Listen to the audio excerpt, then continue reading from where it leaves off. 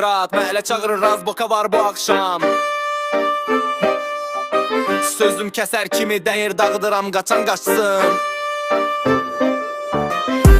Brat, məhlə çağırır razboka var bu axşam. Sözüm kəsər kimi dəyir dağıdıram, qaçan qaçsın. Qaqa adım bəla eşidən olur biraz çaşqın. Sürətli rapım yanında kim gəlir qabaq aşağı düşsün. Brat, məhlə çağırır razboka var bu axşam. Sözüm kəsər kimi dəyir dağıdıram, qaçan qaçsın. Qaqa adım bəla eşidən olur biraz çaşqın. Sürətli rapım yanında kim gəlir qabaq aşağı düşsün. Rap bizim əhlə sərtdir, burada sözün çəksi var. Kimin nəfəsi çatmırsa qoy kənarda dursun, qısa var. Bizdə yalan işləmir, kişidir kişi bala bala. Mən çıxanda səhnəyə hava dönür qara-qara brat. Ayaq səsim gələndə hamı bilir ritim dəyişir. Mikrofon əlimdə olanda divarları içdən yeyir. Razborkada loru deyilə mənim üçün ana dirili. Bir söz desəm qardaş burada hamının damarını delidir.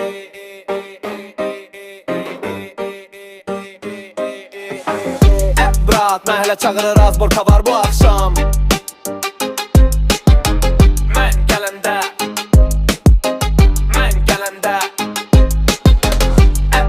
Məhlə çağırır razborka var bu axşam.